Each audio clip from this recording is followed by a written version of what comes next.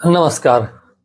आज हम लोग जीवन में प्रयोग होने वाले 3 शब्दों को देखते हैं जो सुनने में एक जैसा लेकिन अर्थ भिन्न भिन्न हो जाता है।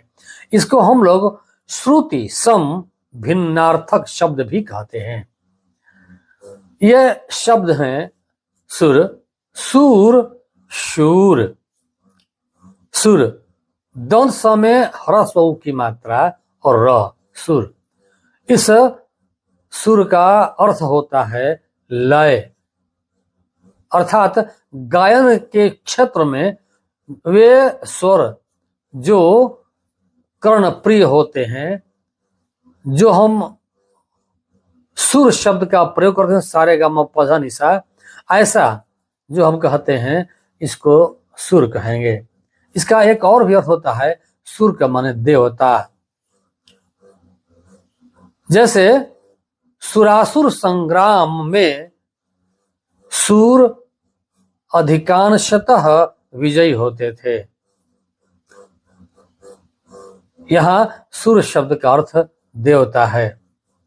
एक दूसरा सूर होता है जिसमें दंत स में बड़ा उ और र, दंत स दीर्घ उ र सूर।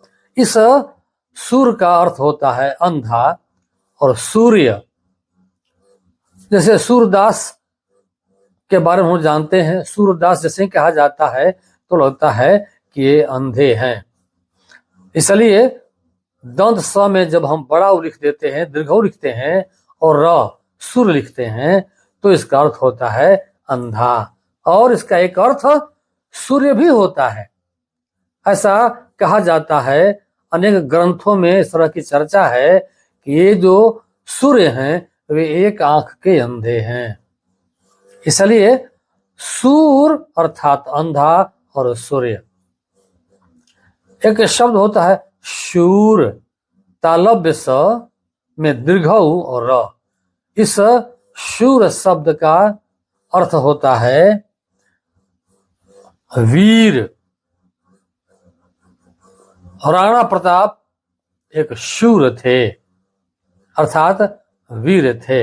इस प्रकार तीनों शब्दों को हम जब लिखें तो ध्यान रखें कि उसमें ह्रस्व उ की मात्रा दे रहे हैं, दीर्घ उ की मात्रा दे रहे हैं, या कौन सा श या स लिख रहे हैं, कौन सा स लिख रहे हैं, क्योंकि तीनों का अर्थ भिन्न है।